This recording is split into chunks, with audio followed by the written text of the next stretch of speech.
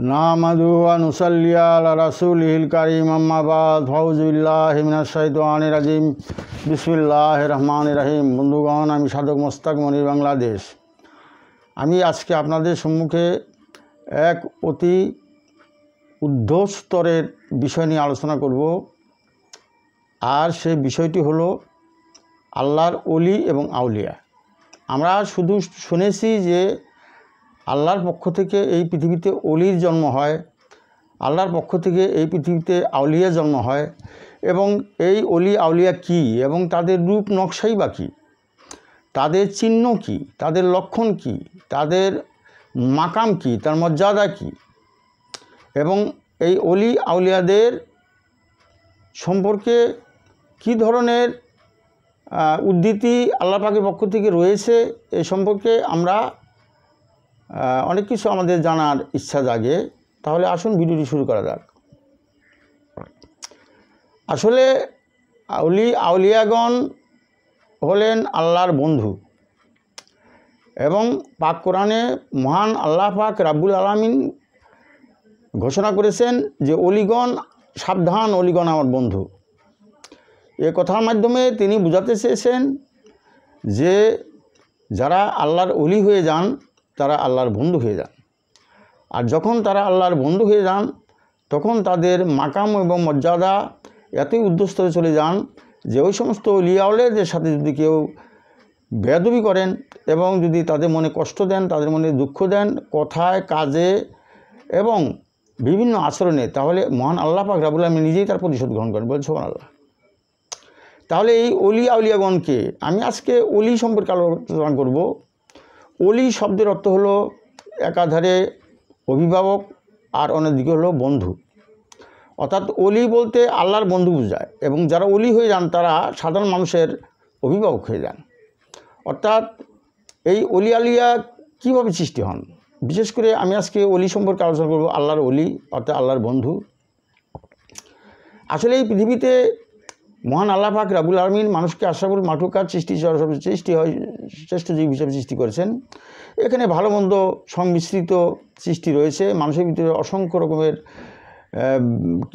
মানুষ রয়েছে এবং ভালো রয়েছে, মন্দ রয়েছে, বৈচিত্র্যতা রয়েছে, বৈচিত্র্যময় মানুষ রয়েছে এবং মানুষকে চেনা অত্যন্ত কঠিন বিষয়। কার মধ্যে কী নিহিত আছে বলা খুব মুশকিল। এর মধ্যে কে আল্লাহর ওলি আর কে চোর, কে ডাকাত এবং কে বদমাইশ, এগুলো চেনা অত্যন্ত কঠিন বিষয়। তো কাজেই আল্লাহকে অলিকে চেনা অত্যন্ত কঠিন বিষয়। আমি অলিদের সম্পর্কে কিছু লক্ষণ আপনাদের বলি যে অলিগণ আল্লাহ বন্ধু, তখনই আল্লাহর বন্ধু হয়ে যান, তখনই একজন মানুষ আল্লাহর অলি হয়ে যান যদি এই মানুষটি, আমাদের ভিতরে অসংখ্য মানুষের সৃষ্টি হচ্ছে, জন্ম হচ্ছে এই পৃথিবীতে। তার মধ্যে এক শ্রেণীর মানুষ তারা জন্মের পর থেকেই আল্লাহর ইশকে দেওয়ানা হয়ে যান। অর্থাৎ তাদের জবানে শুধু আল্লাহর নাম আসে এবং তারা সংসারের থেকে অনাসক্ত হয়ে যান এবং সংসারের বৈরাগী হয়ে যান এবং এই সংসারের বিভিন্ন ঝুট ঝামেলা থেকে তারা মুক্ত হয়ে যান এবং এই সংসার এবং এই সমাজ এবং সমাজের যে অশ্লীলতা, এর থেকে নিজেকে রক্ষা করার জন্য তারা বন জঙ্গলে পাহাড় পর্বতে চলে যান এবং তাদের একটিমাত্র খেয়াল, একটিমাত্র ধ্যান, একটিমাত্র তাদের উদ্দেশ্য সেটা হলো যে কীভাবে আমাদের সৃষ্টিকর্তা সেই মহামহিম আল্লাহ রাব্বুল আলামিন পাক জাত তাকে লাভ করা যায়, তার দিদার লাভ করা যায়, তার দর্শন লাভ করা যায়, কীভাবে তার সঙ্গে সম্পর্ক স্থাপন করা যায়। এই একটিমাত্র উদ্দেশ্য নিয়েই তারা কী করেন, কিছু সাধন করেন। তারা কঠোর থেকে কঠোর সাধন করেন, তারা মৃত্যু কঠিন সাধন করেন, তারা জীবনও উৎসর্গ করে দিতে আল্লাহর জন্য তারা তাদের জীবনকে উৎসর্গ করে দিতে দ্বিধাবোধ করেন না, তাদের সুখ শান্তি উৎসর্গ করে দিতে দ্বিধাবোধ করেন না। আল্লাহ রাব্বুল আলামিনের সে অসংখ্য পরীক্ষা নিরীক্ষা তারা পতিত হন, সেগুলো তারা অত্যন্ত যত কষ্টই হোক না কেন সেই সমস্তগুলোকে তারা অতিক্রম করে যান।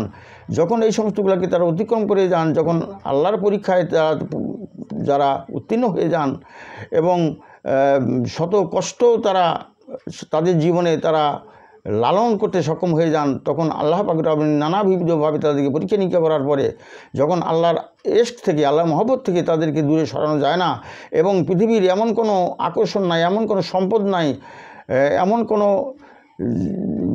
সৌন্দর্য নাই যার মাধ্যমে তাকে আল্লাহর পথ থেকে বিচ্যুত করা যায়। বলুন সুবহানাল্লাহ। এবং এই সমস্ত মানুষকে বলা হয় মজনুন।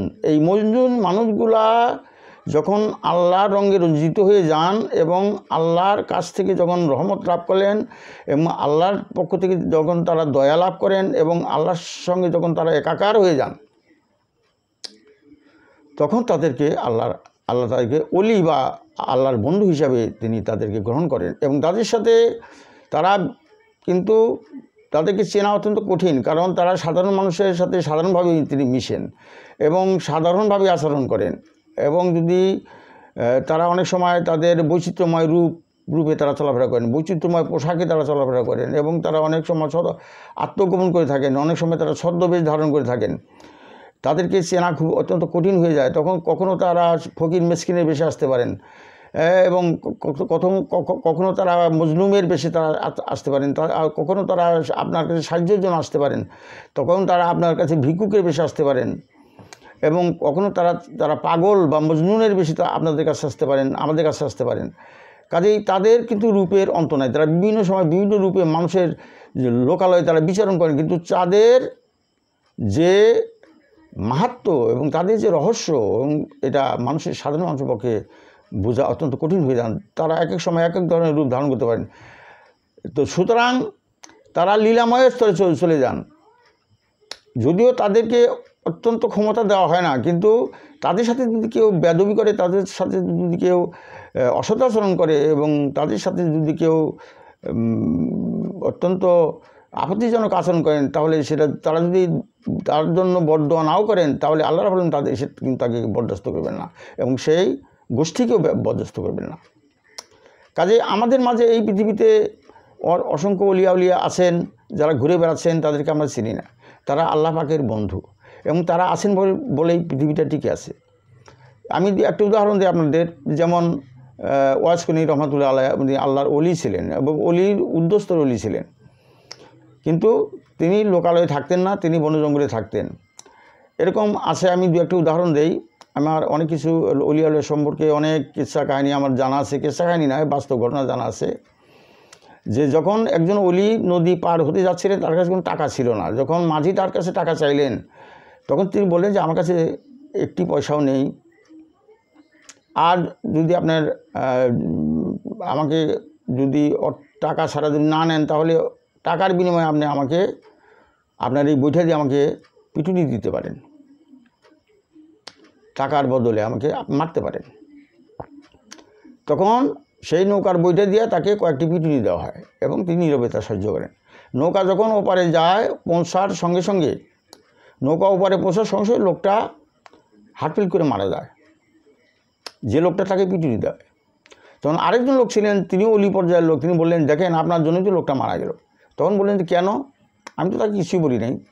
তখন বলছি যে আপনি যদি কিছু বলতেন, আপনি যদি তাকে গালিগালাজ দিতেন, তিনি আপনাকে গালিগালাজ দিতেন, তার বিনিময়ে যদি আপনি তাকে গালিগালাজ দিতেন, তাকে যদি আপনি বাধা প্রদান করতেন, তাহলে আল্লাহর আরশ কেঁপে উঠত না এবং আল্লাহ পাক জাত তাকে আপনার সাথে বেয়াদবি তিনি সহ্য করতে পারেন নাই, যার জন্য তাকে এই পরিণতি ভোগ করতে হয়েছে। তো সুতরাং আমাদের সবসময় মনে রাখতে হবে যে এই পৃথিবীতে কিন্তু অবশ্যই আল্লাহ পাকের মনোনীত এবং আল্লাহ পাকের সান্নিধ্যপ্রাপ্ত অনেক অলি এবং আউলিয়া রয়েছেন। হয়তো আগে সংখ্যা বেশি ছিল, এখন কম থাকলেও রয়েছে বলেই এই পৃথিবী টিকে আছে, তাদের উসিলায় পৃথিবী টিকে আছে। যদি আল্লাহর অলি না থাকতো, তাহলে এই পৃথিবী অনেক আগে ধ্বংস হয়ে যেত। কারণ আল্লাহ পাক রাব্বুল আলামিন বলেছেন যে এই পাপা ভারে পৃথিবীটি এমনভাবে ভারাক্রান্ত হয়ে গেছে যে আমার ইচ্ছা হয় যে আমি এই পৃথিবীকে মিটিয়ে দিতাম, অর্থাৎ পৃথিবীকে বিরাট ভূমিতে পরিণত করে দিতাম, যদি উল্লেখিত না রাখিতাম, অর্থাৎ যদি আমি নির্ধারিত করে না রাখতাম।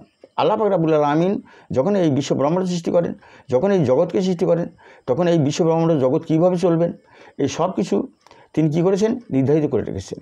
কখন ধ্বংস হবে, কখন কোন যুগ আসবে, কখন সেই কোন যুগে কী ঘটনা ঘটবে, সব কিছু নির্ধারণ করে রেখেছেন। যদি নির্ধারিত করে না রাখতেন, বহু আগেই পৃথিবী এই পাপের ভারাক্রান্ত হওয়ার কারণে অনেক আগেই পৃথিবীকে মিটিয়ে দিতেন, পৃথিবীতে এই মানব শব্দকে বিলীন করে দিতেন, যদি আল্লাহর এই অলিয়া উলিয়া না থাকতেন।